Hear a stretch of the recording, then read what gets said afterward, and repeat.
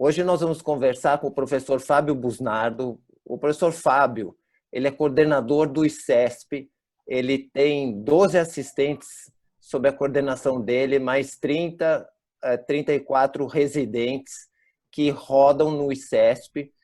O professor Fábio, ele é o braço direito do professor Rolf Gemperle. O ICESP é um sonho de consumo de todo o cirurgião plástico. Eu vi esse prédio ser erguido e demorou para ser ocupado, e hoje é provavelmente um dos maiores centros do mundo do tratamento do câncer. E o professor Fábio, ele coordena toda a parte da cirurgia plástica. A gente queria entender um pouco sobre o seu cargo, sobre a sua função e, lógico, nessa fase da pandemia, quais foram as adaptações que vocês fizeram para participar desse momento tão crítico que estamos vivendo. Professor Fábio, a palavra está com você. Tudo bem?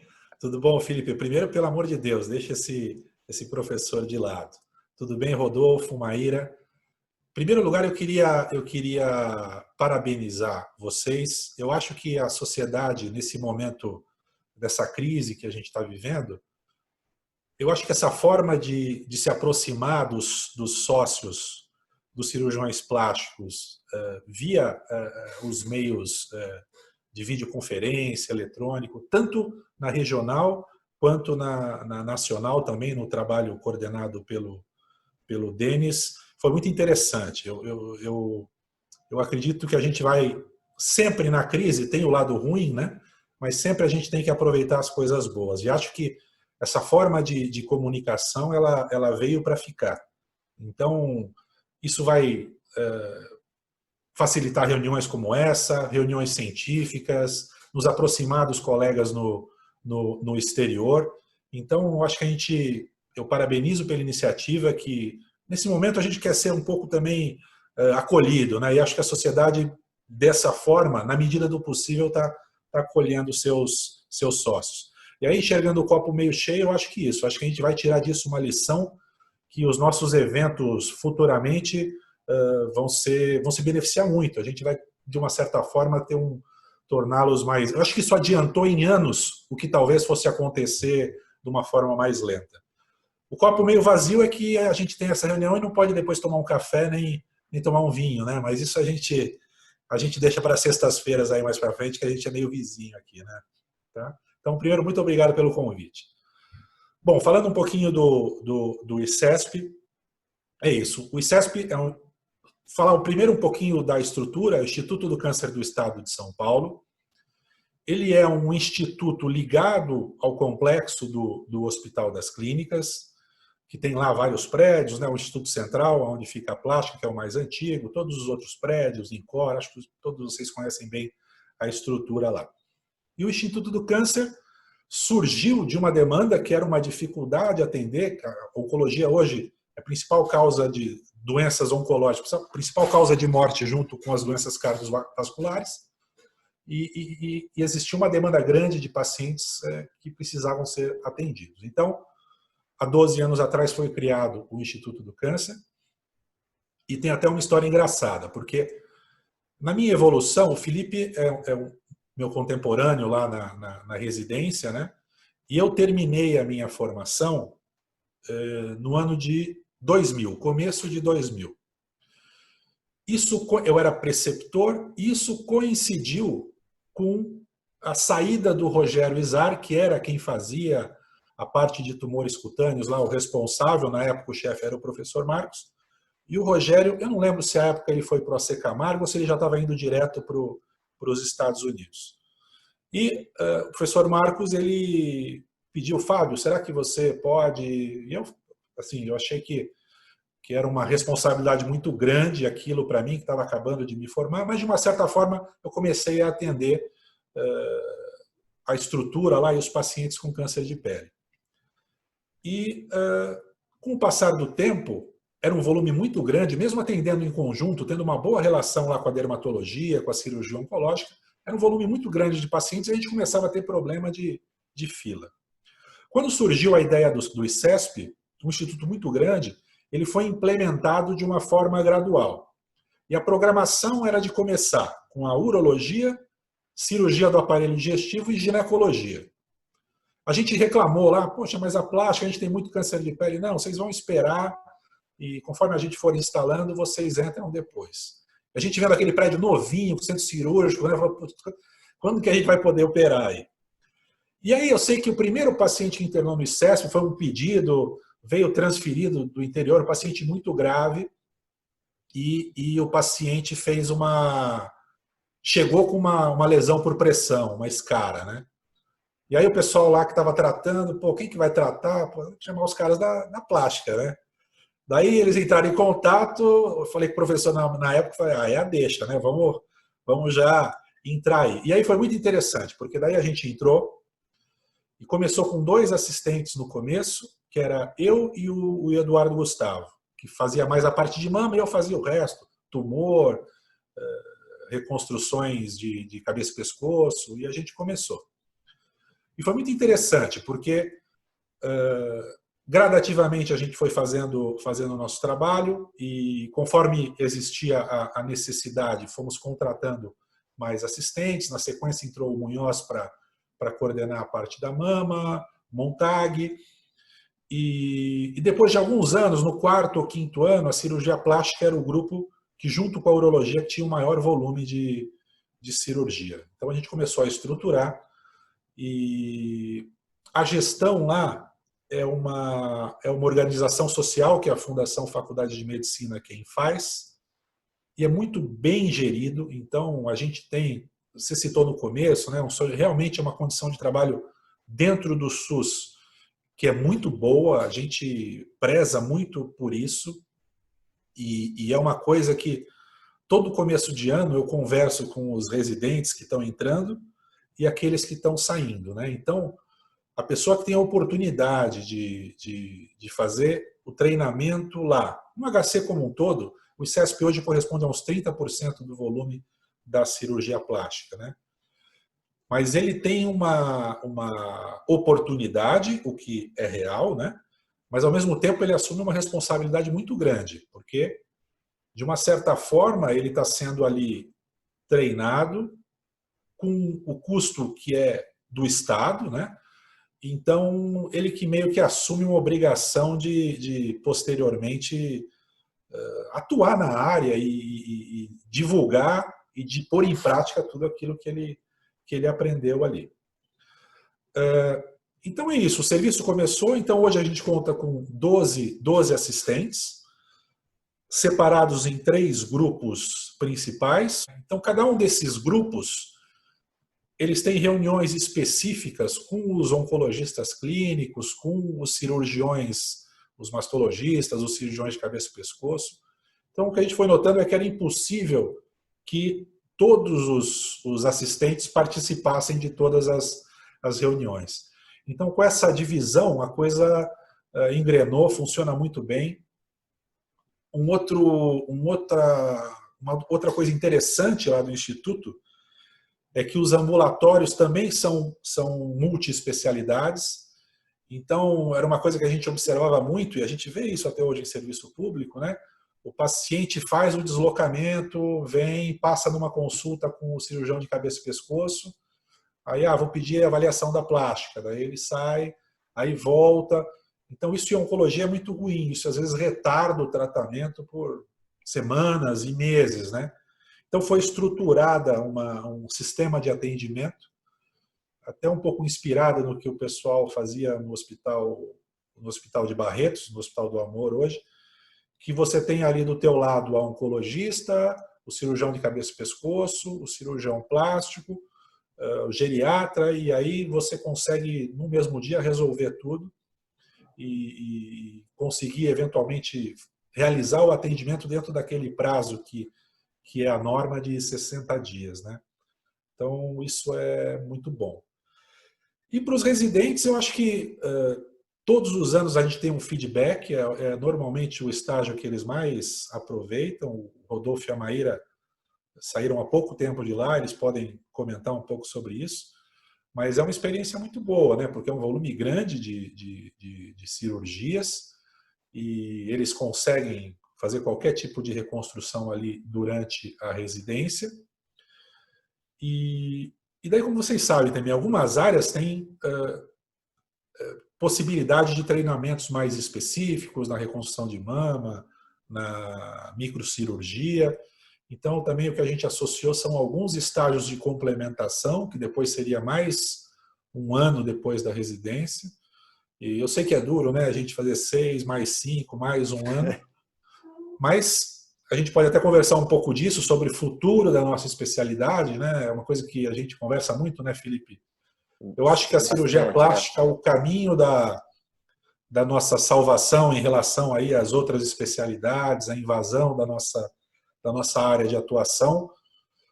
A gente tem que brigar, mas eu acho que o caminho é a excelência, né? Então, eu acho que para a gente poder brigar, a gente tem que fazer qualquer tipo de procedimento, falando especificamente na reconstrução em oncologia, tem que fazer com mais qualidade, né, do que os nossos, entre aspas, concorrentes. Protegidos da pandemia, o Instituto ele continua tratando normalmente, porque os outros prédios é que foram deslocados para o atendimento do Covid-19, ou vocês tiveram impacto no movimento cirúrgico, no trabalho de vocês? Como que ficou? Não, teve muito impacto, porque o paciente oncológico ele é um paciente já de risco para Covid, né? Então, eu até assisti a reunião do Rolf, ele falou muito sobre a preparação do HC. Lá, o HC ficou como o principal centro de referência para a Covid. Todo o Instituto Central, com 900 leitos, ficou especificamente para a Covid. E aí existe muito cuidado em relação ao ICESP por conta do tipo de paciente que a gente tem. Então, foram várias medidas, algumas medidas relacionadas às equipes. Então, as equipes estão totalmente separadas, residente, assistente, quem atende no Instituto Central na área Covid não põe o pé dentro do Instituto do Câncer, né? Os pacientes, a mesma coisa. Paciente oncológico do ICESP com suspeita de Covid, então foi montada uma unidade do ICESP dentro do Instituto Central, que por coincidência fica na área física da enfermaria nossa, da cirurgia plástica. Então, todos os pacientes de ICESP, suspeita ou confirmado Covid, eles vão para o Instituto Central, né? E com os residentes, a gente fez essa separação. Isso é uma coisa que a gente está discutindo muito também. Todas as disciplinas cirúrgicas estão sendo muito impactadas, né? Então, para vocês terem uma ideia, a gente fazia em todo o complexo HC umas 120 a 130 cirurgias plásticas por semana. A gente está fazendo hoje de 15 a 20. Então, diminuiu bastante. E dessas, de 8 a 10 são no ICESP, que é o que se manteve por conta da característica específica dos pacientes. Mas mesmo com tudo isso, vocês fizeram algumas reuniões, né? A gente teve alguns dos nossos assistentes que, então, o Rafael, ele ficou positivo para a Covid, o Carlos Henrique, o Caio. Então, dos 12, 3 foram positivos, talvez alguns outros que não foram testados não tiveram sintomas. Então, tudo isso foi muito difícil da gente, de uma certa forma, tentar acertar. E o que a gente está vendo agora é que talvez esses sortudos IgG positivos hoje, a gente passe eles para trabalhar lá no Central e faça um rodízio na medida do possível, né? Soldado novo vai para frente da guerra. A gente fica mais atrás. E, Fábio, eu soube também que houve, no tratamento desses pacientes que ficam entubados, eles ficam pronados, e isso criou uma úlcera de pressão nova. E eu estou sabendo que vocês já criaram um protocolo novo para enfrentar essa nova situação. Como que está isso? Isso foi muito interessante. A gente, quando começou esse movimento lá, janeiro, fevereiro, inicialmente era uma ideia de que tivesse 200 leitos de UTI. E quando começou a história do Covid, todo mundo ficou meio assustado, né? Eu estava um dia em março, que ainda nem tinha chegado aqui direito, fevereiro, março, estava vendo o programa de madrugada, tentando ver notícia da China, da Europa, estava começando na Itália, e apareceu o MUTI lá em Bérgamo, lá na Lombardia. Apareceu uma imagem do MUTI e tinha metade dos pacientes estavam pronados, né? Eu achei interessante aquilo. Aí eu comecei a estudar e vi que tinha os pacientes pronados e tal. E a gente é acostumado a lidar da cobertura às UTIs. Então eu conversei com o Rolf e falei, Rolf, eu acho que talvez a gente tenha alguma coisa aí, porque esses pacientes têm potencial de fazer lesão por pressão. Fui na literatura e, assim, paciente pronado basicamente era para insuficiência respiratória grave, né? E procurei se já tinha alguma coisa na Europa e tinha um protocolo em inglês lá, do SUS lá deles, do NHS. Aí falei com os preceptores, com o Gustavo e com a Laeli, eles traduziram isso e a gente passou para o pessoal da UTI lá. Eles falaram, estava no começo ainda, tinha uns 30, 40 pacientes. Abusado, acho que não vai ter, a gente prona por pouco tempo, tal, não sei o quê. A gente esqueceu a história. E daí, há umas 3 semanas atrás, ligou a coordenadora da anestesia, que é a Maria José, e falou, Abusado, aquele negócio lá eu acho que vai ser interessante porque a gente está começando a ver algumas lesões. E a gente conversou, rapidamente o Gustavo e a Laeli fizeram uma passada lá nas UTIs, e aí já estava maior, a gente já estava com 200 e poucos pacientes. Tinham 50 pronados, e nessa avaliação inicial, porque o que aconteceu foi assim, o HC perdeu muito funcionário no começo dessa crise. Os hospitais maiores estavam contratando, e o HC perdeu alguns funcionários, então teve que contratar muita gente nova. Então, o paciente de risco, todo mundo ainda no começo meio sem saber como mexer, e com muito volume, né? Eu acho que o Rodolfo e a Maíra estão dando plantão lá. Então, o plantão é engraçado. Você entra no UTI lá, é um clima, está todo mundo trabalhando tenso, pacientes muito graves. Então, não é que realmente era uma coisa nova para todo mundo. Mas nessa primeira passada, dos 50 pronados, quase 90% tinham algum tipo de lesão. Desde escoriação até necrose de asa neural, lesões mais graves mesmo. E aí, com esse diagnóstico, isso foi passado lá, tem um comitê de gestão, de crise e tal. E aí criou-se um grupo multidisciplinar lá, com fisioterapeuta, intensivista e tal. E aí a gente começou semanalmente a ver esses dados. E aí foi muito interessante, porque foi um momento de ter muita gente querendo ajudar. Então tinha um laboratório da Poli desenvolvendo uns coxins, querendo ajudar. E tudo foi muito rápido, né?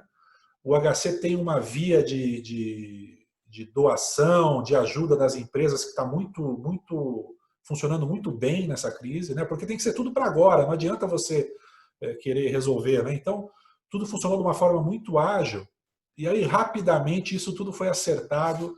Então, hoje tem um protocolo. Os residentes da plástica, os nossos lá, eles têm equipes de segunda a segunda com o BIP, quando o paciente vai ser pronado, eles são acionados junto com a fisioterapia, então ajeitam esses coxins, é uma coisa muito, muito interessante. E daí a gente está fazendo alguns indicadores disso, né, de porcentagem de lesão nos pacientes pronados, nos pacientes normais também, e a gente já está tendo um impacto, né? Então, eu acho que isso vai ser uma forma, a gente fica pensando que forma a gente pode ajudar. Dá até vontade de ser intensivista nessa hora, mas passa logo, né? Vamos achar alguma forma da gente ajudar para eu perder essa vontade de ser intensivista.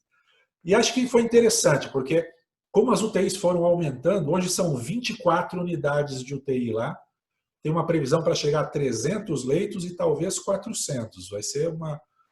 Então, os nossos residentes, eles já estão, a maioria deles, dos que estão lá na área Covid, atuando nisso. E aí ele está em cirurgia plástica, ele está fazendo uma coisa que ele sabe, os pacientes que vão ser operados, ele vai estar fazendo debridamento, curativo a vácuo, retalhos, tanto nas regiões de decúbito normal, no dorso, quanto nessas lesões de face que estão acontecendo. Todo mundo, a gente viu no começo, teve aquele trabalho de Wuhan que falava do impacto das cirurgias eletivas nos pacientes Covid, né? E que essa experiência inicial era muito ruim, é uma coisa que a gente até está discutindo como cirurgião plástico em geral a retomada das nossas atividades. Mas se a gente conseguir evitar uma porcentagem dessas lesões por pressão, esses pacientes não serem operados, né, são pacientes gravíssimos, então às vezes você pode estar ajudando muito no tratamento. Com certeza. Ô, Fábio, quando a tua entrevista for ao ar, nós devemos estar em junho, por aí já, e cada semana as coisas vão mudando. Eu queria saber o seguinte, vamos parar de falar de CESP, vamos parar de falar de Covid. Quero saber como o caro Fábio está se virando nessa quarentena. Você está em casa, a esposa já pediu divórcio, os filhos já estão pedindo para comprar um cavalo, eu não encontro barbeiro para cortar o cabelo. Como é que você está se virando? Você viu meu cabelo? Não é todos nós. Aqui eu tenho gel para estar botando tudo para trás. Vamos lá, como é que você está se virando, cara? Tá bom. Então, assim, isso é interessante, porque eu tô na área Covid, tem uma área que é meio mais administrativa lá no Central, que é onde eu fico, e tem a área das UTIs. Eu fico mais nessa área administrativa, mas é um hospital Covid, né? Então eu estou tomando as precauções, eu tô em casa. Eu até tentei ficar fora, mas a minha esposa falou, não, você não vai ficar um mês fora não, vai ficar aqui. Então eu estou em casa, não deu certo, né? Eu estou em casa e tomo todos aqueles cuidados, né? Chego em casa, tiro toda a roupa, boto num plástico, vou tomar banho. Então eu acho que esse cuidado é essencial, né? Eu tenho 2 filhos, né? Tenho um menino de 16, um menino de 12 e minha esposa, a Ana Paula, que eu não posso falar a idade.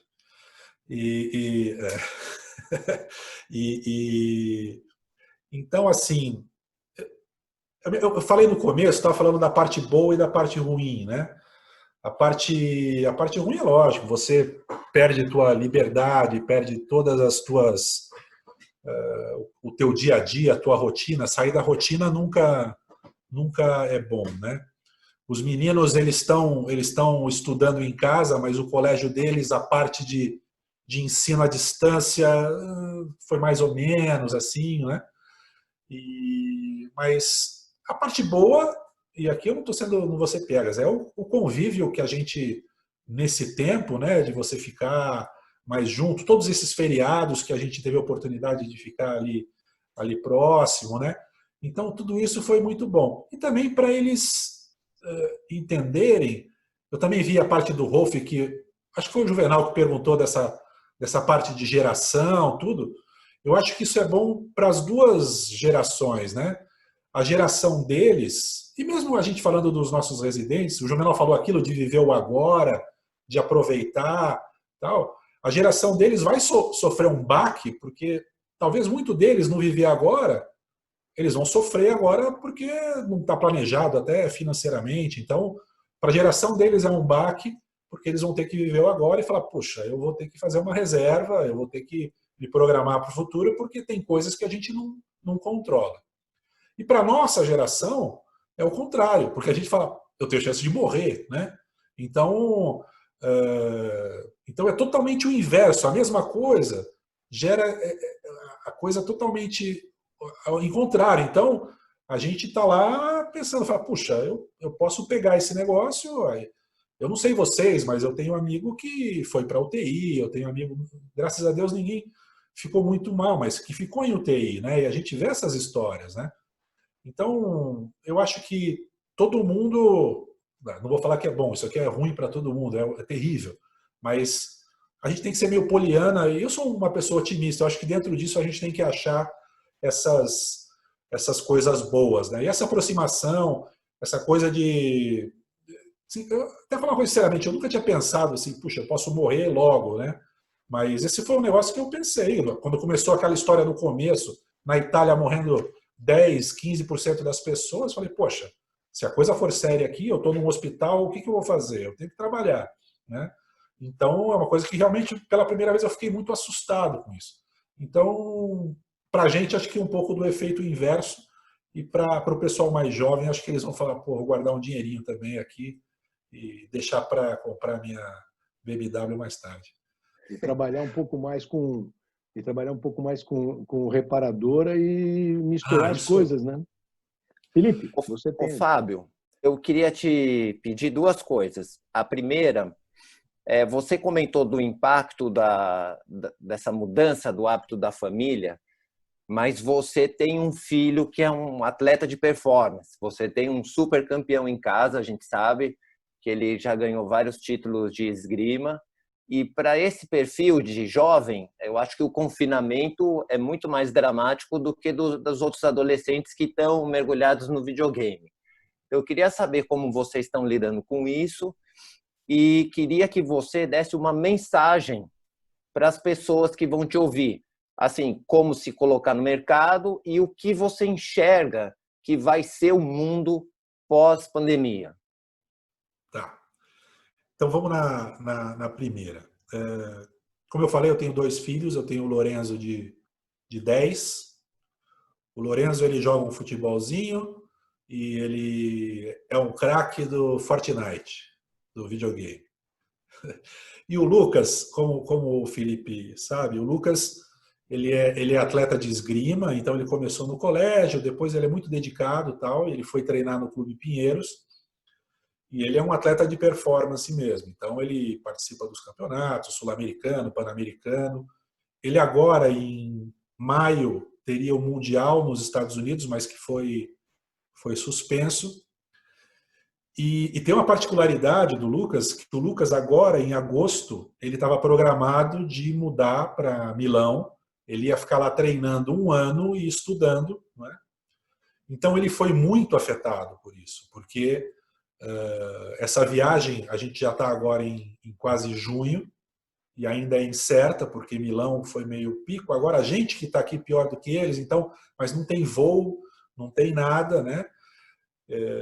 Então, a gente, apesar de ser uma pessoa madura com 16 anos, isso gera uma certa insegurança, né? E aí vai naquele aprendizado que a gente estava falando com o Zé Otávio, né? Quer dizer, essas dificuldades, claro que não é bom, mas de uma certa forma vão engrandecer. Então, além dele não conseguir treinar, que ele faz treino diário no Pinheiros, então ele fica lá treinando em casa. O vizinho de baixo reclama um pouco, mas está no pacote, né? Porque ele fica lá dando os pulos dele. Mas, além disso, tem toda essa parte do treino. O que ele está tentando negociar com a empresa é dele inicialmente ir para o sul da Itália, que foi pouco afetado, e tem lá umas escolas de esgrima perto de Nápoles, e ficar lá 6 meses e depois passar os outros 6 meses em Milão. Mas, assim, a rotina dele realmente mudou muito, porque estava tudo encaixadinho. Ele passava lá 1 ano, voltava, treinava aqui um pouquinho, fazia o vestibular. Então, a gente está no momento de estudar e conversando muito com ele para que ele possa se adaptar bem a essa crise. Quanto ao impacto, a parte da reparadora, isso eu sempre falei para os residentes. Né? A nossa especialidade é tão bonita. Eu tenho aqui atrás de mim, ó, eu sempre falo isso aqui é o Plastic Surgery do McCarthy. Né? Então aqui tem 8 volumes. A estética está aqui, ó, nesse volume aqui, toda. Tudo bem, tem mais coisa aqui. Aqui não tem lipo HD, não tem essas coisas, mas o resto da nossa especialidade é enorme, né? E a gente não pode abrir mão disso. Eu acho que novamente, a parte positiva, todo mundo vai assustar um pouco com a cirurgia plástica, se ficar só na estética, né? A minha percepção é que, pensando na segurança dos nossos pacientes, tudo, a gente vai ter um retorno que vai levar aí. Você pode operar um paciente ou outro, mas a coisa voltar à normal, eu acho que vai demorar um pouco. 2, 3 meses, não sei. A gente tem números muito difíceis da gente saber, confiar exatamente o que está acontecendo. Mas eu acho que a lição de que nossos residentes aprendam a cirurgia reparadora como um todo e novamente focando naquilo da qualidade. Então, acho que também é uma função dos serviços, responsabilidade nossa, da sociedade de preservar isso. É uma luta difícil. Na maior parte das reconstruções, o nosso concorrente é o dono do paciente. Então, eu tenho total noção de que não é uma luta fácil. Isso já acontece nos Estados Unidos, na Europa. A gente tem que manter ao mesmo tempo o tônus de não deixar a área ser invadida, sem brigar, sem fechar a porta totalmente com esses nossos colegas de especialidades que têm intersecção de área de atuação. Não é fácil. E aí, além disso, a gente tem que, de uma certa forma, fazer alguma coisa diferente, de melhor qualidade. Então, recentemente eu estava falando, a gente tem lá os nossos assistentes que fazem reconstrução de cabeça. E pessoas, se eu estiver falando muito, você me faz um sinal, hein? Interrompe. Mas a gente... Fabio, nós temos 1 minuto. Um então minuto? Você tem que dar uma mensagem para a posteridade, o que vai ser o mundo pós-Covid em 30 segundos. Então tá bom. Então acho que o recado é esse. Tem que aprender a cirurgia plástica como um todo. Aproveitem a residência e tentem fazer o máximo de cirurgia reparadora. Videoconferência veio para ficar. E eu espero que tudo isso acabe logo para a gente, depois de uma reunião como essa, poder tomar um vinho e abraçar os nossos amigos. Muito obrigado, Fábio Busnardo. Foi fantástico. Nós aprendemos muito com você. O seu trabalho é formidável, da maior importância. Eu espero que essa reunião faça o maior sucesso, que muitos a assistam, porque foi realmente impactante como lição de vida para todos nós. Muito obrigado, Fábio.